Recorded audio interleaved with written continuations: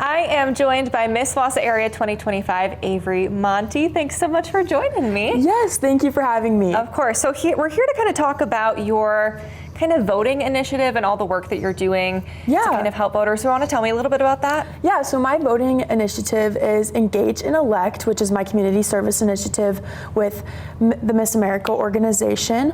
I'm primarily focusing on college campuses right now because my generation has the lowest voter turnout out of everybody. So being on the University of Wisconsin lacrosse voter engagement team is super important, and we were able to get over 2,000 people voting on campus in the recent presidential election. So working towards that and media literacy, being able to know where to get your news from, understand what's on your ballot, what you're voting on, and what that person does that you're putting into office. Yeah, also all great things. And what kind of inspired you, even way back when, to kind of get involved and do all of this work? That's a great question. I think being a very outspoken person, knowing that casting my ballot is a way to amplify my voice, was kind of the focus of that. Even before I could cast a ballot, I was calling my representatives, signing petitions, doing things that would get my voice out there and make my opinion known. And even if it is as silent as casting a ballot, I think everybody should be able to use that civic right. Absolutely. Yeah. And you mentioned that you work mainly with, college-age kids. What is kind of the biggest obstacle, or some of the biggest obstacles or issues that you're kind of seeing when working on these projects with them?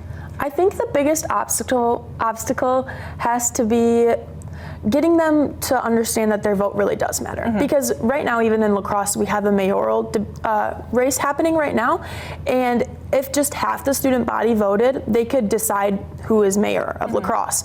So letting them know that they are such a large population, even in lacrosse, it's a huge college town. There's Viterbo, there's Western, there's lacrosse. So having students my age know that their vote really does count so much, and we are a huge population.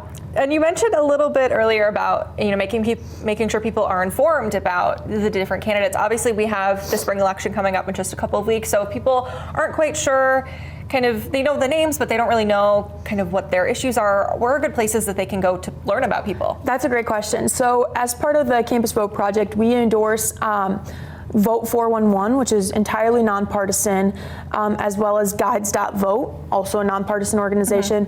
Being on the communications and marketing team, the national communications and marketing team of Campus Vote project, we also put out social media posts that show how you can identify false information, how you can find good sources, and a chart where it's like, is this left bias? Is this right bias? A site that I really like to use is All Sides, which shows you this is a more left thing, but it gives you all of the news sources, or this is a more right thing, or this is right down the middle. So that's an app that I really like to utilize, as well as local news. Local news is always super helpful. So yeah. I agree with that.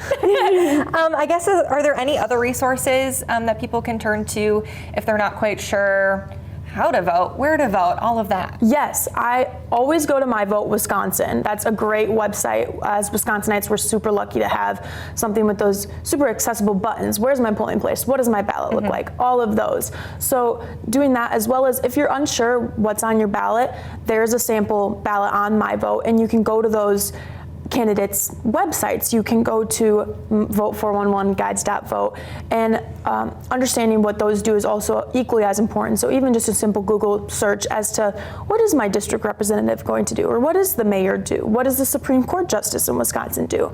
So important things like those, especially Wisconsin being a swing state and the Supreme Court election coming up. This is a huge Supreme Court election. It's going to decide which way our court swings, if it's left or right. And so making sure that people go out and cast their vote is super important in elections like these. That's all I have for you. So thanks so much for stopping by and chatting with me. Yes, thanks so much for having me. I really appreciate it. Yeah, and we will have all of the resources that we talked about, all the information you might need on our website. Thanks.